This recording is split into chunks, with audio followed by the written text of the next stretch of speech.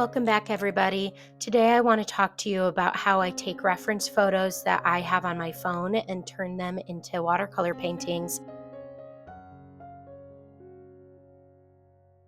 My name is Sarah, and when I first started learning watercolor, I loved going to Pinterest or Instagram or YouTube and finding watercolor paintings that I loved and trying to copy them and emulate them. And I learned a lot that way. But now I really love taking photos from my own trips or from my own walks around the neighborhood and figuring out how to turn those into paintings. First of all, I apologize. I'm getting over a cold, so if my voice sounds a little raspy, that's why. So here's a picture from a cabin I went to a couple of years ago, and I love this composition. I like the hills in the background, the mist, the fall colors, the river, and then this front foliage. But I also took these other pictures of the same location, and there are elements in here that I want to incorporate in this first reference photo. So in this second one, I really loved how even though the hill was mostly this dark greeny blue color, there were these pockets of bright orange, and I think that's going to be really fun to incorporate. And then in this third reference photo, the clouds had shifted a little bit and we could see those mountains behind the river and those far hills. And of course, I have to incorporate these mountains. They are so beautiful. So I'm going to be using the composition of the first reference photo, but including the elements from these other two reference photos. So let's get painting. I'm starting with a light pencil sketch. You can see I'm starting with those general mountain shapes in the background, these two closer land masses. I kind of made that pointier than the reference photo shows, but really, like, I'm not getting a grade for this. It's going to be fine. And then this closer land mass, and that kind of carves out the shape of the river as well. The river's kind of curving towards the bottom of the painting. And then we have this front area of foliage. I'm wetting the sky and the river at the same time. I'm starting with adding this light wash to the river, and I'm going to be building up that in layers of both wet and dry brush. So I'm just swooping my brush across the river, leaving some white space, leaving some variation.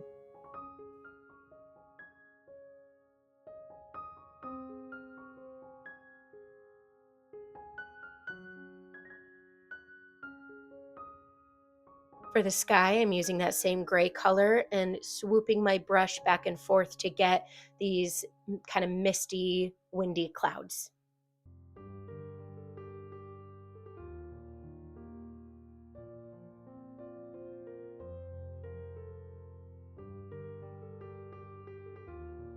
And while that's wet, I'm adding in these yellows and oranges to my foliage in that first layer for the bottom.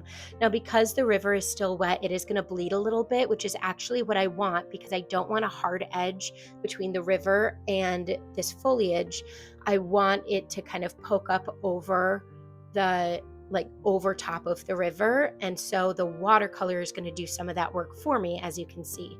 So I've let that dry, and now I'm going to go in and do some dry brush with my gray to make these misty mountains.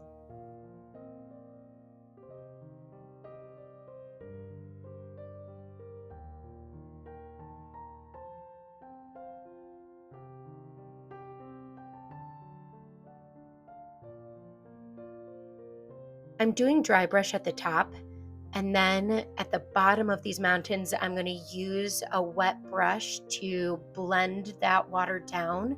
And it ends up being this really beautiful, like misty fog that I didn't intend to have, but I'm going to want to incorporate.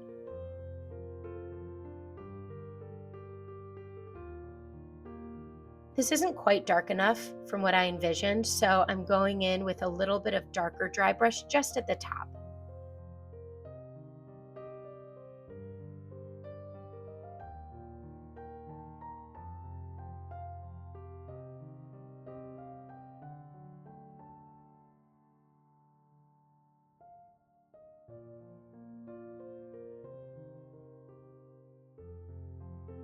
While that's drying, I'm going to add in this farther hill I'm using kind of a dull brown and mixing in some greens. I really want that fall vibe of the trees really being on their way out while we still have some vibrant ones at the bottom of this hill.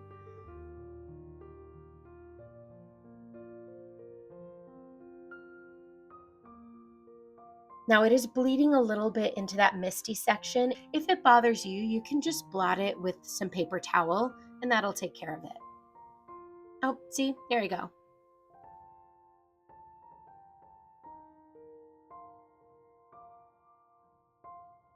Now while that is wet, I'm putting in some darker colors at the base.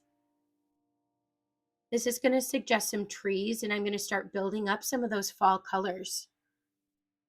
You can use any kind of oranges and reds and yellows that you want. I think I'm using quinacridone gold, Naples yellow, and pyrrole orange. Out here in the Pacific Northwest, we have a lot of trees that change color, but a lot of pine trees, which is why I'm keeping some of the color that dark green instead of just going full fall color. Now this closer hill is going to get kind of the same treatment. I'm doing this kind of muddy green, adding in some reddy brown, just building up those fall colors.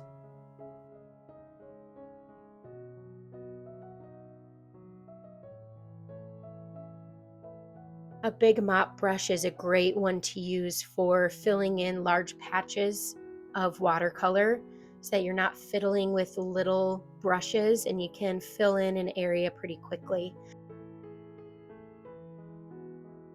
Now I'm taking this dark reddy brown color and just dotting in different shapes for my foliage.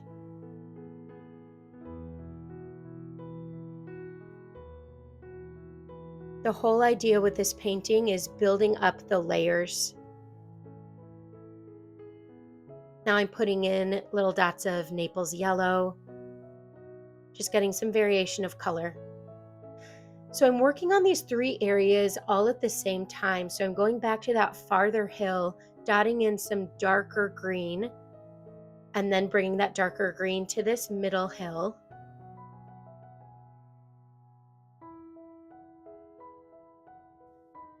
Now my reference photo, these are supposed to be kind of bushes and lower brush because it is closer than I think my painting is showing. My painting kind of feels like I'm on a hill looking at these really far away hills. So that's going to be interesting to see how I decide on that perspective. All right, remember that second reference photo that I showed you, how we have that orange kind of poking out through these other fall colors. I'm using pyrrole orange, and this particular orange by Core is, I call it a bully color. You can put it into a paint that's even darker than it is, and it is going to push that other paint out of the way. So it is a great paint to use if you want some stark contrast of a lighter bold color. I'm really loving on that back hill how the paint is creating these blooms toward the top of the hill. That is just giving a really cool misty fall tree line effect. So I'm not going to cover that up. I've taken the pointy back of my brush and I'm scraping in some branches in that foliage area. Some brushes don't have a pointy back, some of them do. You could also use anything sharp, a credit card, a toothpick, whatever. Or you don't need to do it, it's fine. Dotting in more of my fall color. That bloom back there is turning out so cool.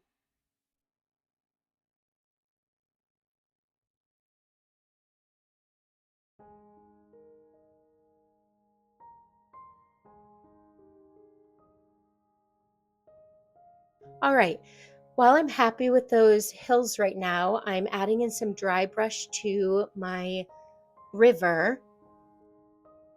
Even though the water is traveling, kind of curving and around to the left, the shape of the waves and ripples is horizontal to the page. So sometimes I find when we're painting rivers, we kind of think about what we think the water's supposed to be doing instead of looking at the reference photo and seeing what shapes there actually are. And so it can end up looking a little bit goofy. So I'm keeping my shapes pretty horizontal, even though the water would be moving maybe in a different direction than what I'm showing. I'm not sure if I explained that well. Um, I blame the cold medicine. I'm dotting in darker color to my foliage. I'm not saying exactly what paint colors I'm using because, again, like whatever oranges and reds and yellows you want. And to muddy up the reds, add a little bit of green. To muddy up the oranges, add a little bit of blue. And to muddy up the yellows, add a little bit of purple. If you want muddier colors, you might want vibrant ones.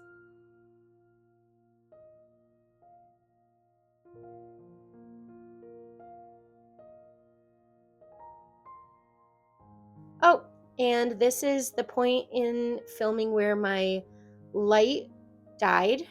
So that's actually a really good place to stop and let everything dry. Go get a snack, go get a cup of coffee or tea. All right, we're back. Lights back on. Everything is dry. So now I'm going to go and add in this back hill, this foothill, but I want to maintain a lot of that mist. That was a happy little accident that looks really cool and just adds to that mood.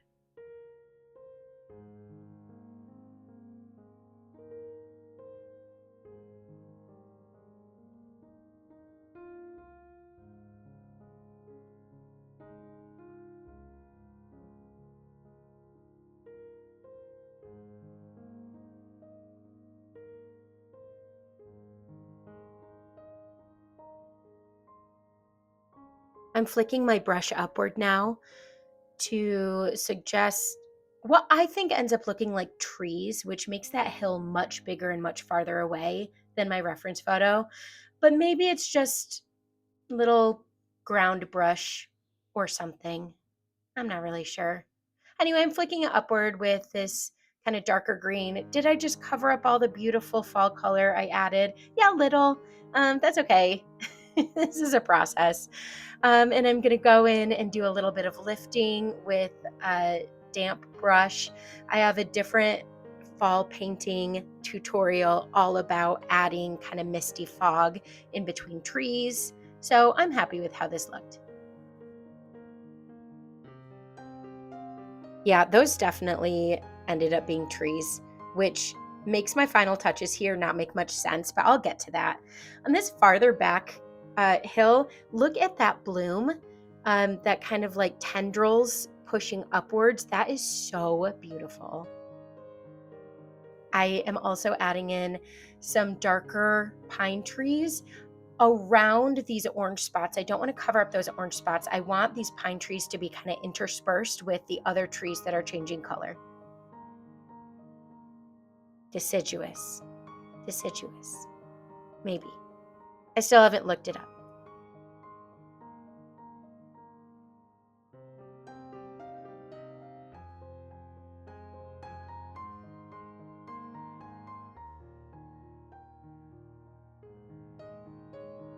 Okay. One of my favorite things to do when I'm painting land and water is to add darker shadow around the base of the landforms, and that really grounds them in the setting. Otherwise, they feel like they're kind of floating in the painting. Adding that darker shadow color is like a game changer for making it feel like it's settled in there. Okay, I am adding what apparently is the tallest tree known on planet Earth, because if those are pine trees below it, then this tree is massive and as tall as the hill. It is in there in the reference photo, but again, I think my perspective shifted a little bit, and that this tree is should not be this huge. I end up just leaving it. It is fine. If it was really bugging me, I would bring the tree all the way down to the very bottom of the page and pretend that it is a branch or tree coming up from like wherever the viewer is standing. And that could have been a perfectly fine solution. I don't think it ruins the painting. I just think if I think about it too hard, it doesn't make much logical sense. Oh well. I'm adding just a little bit of trees back there. adding in some of these final touches to these hills, but I'm pretty happy with them. I love the orange.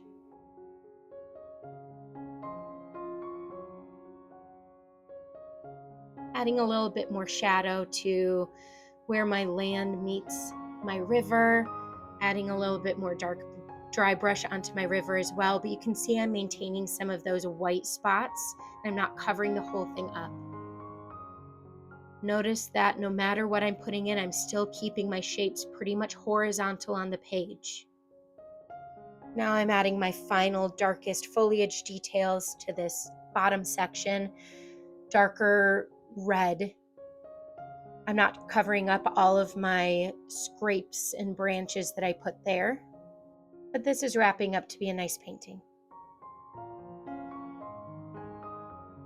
I intentionally had the bottom foliage part be the most vibrant of the fall colors because it's closest to me, closest to the viewer, so there's less like atmospheric fog distorting the colors. And when in doubt, stick a bird on it, adding in these little birds in the background. Nice. I painted this on a block, so I'm going to be removing that. Because it was on a block, I didn't need to tape anything down. If you were using just a loose piece of watercolor paper, you would need to tape it down. And there it is. Beautiful. This was fun. Try it out. Thanks for joining. See y'all next time. Bye.